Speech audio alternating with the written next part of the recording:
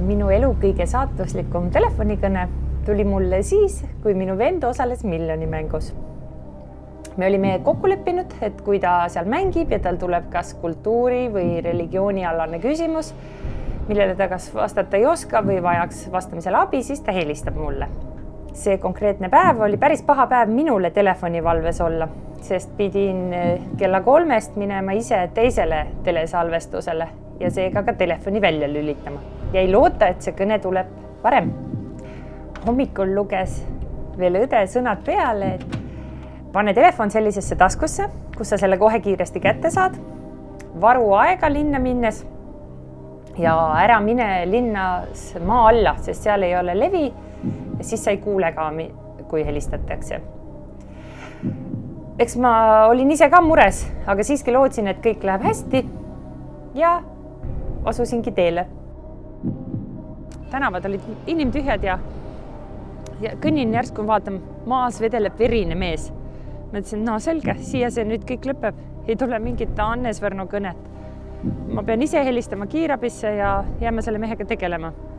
Aga siis astus kioski nurga tagant välja üks teine mees ja ütles, et mul on juba kiirabi kutsunud ja mina jään siia ja hoian olukorda kontrolli all.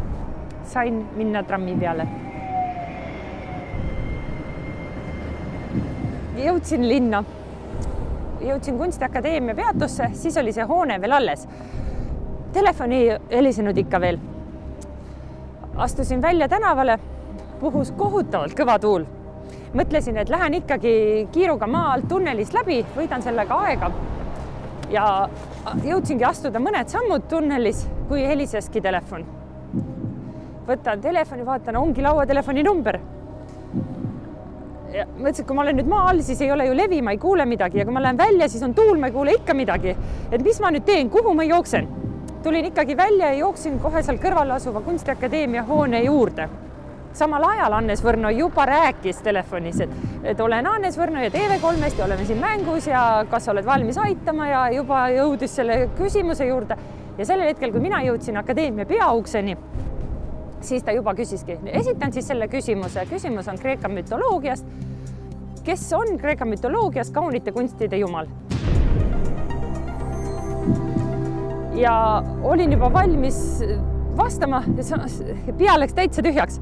Ja siis tõstsin oma silmad, vaatan Kunstiakadeemia silt ja seal on see logo. Seal on see lendav hobune.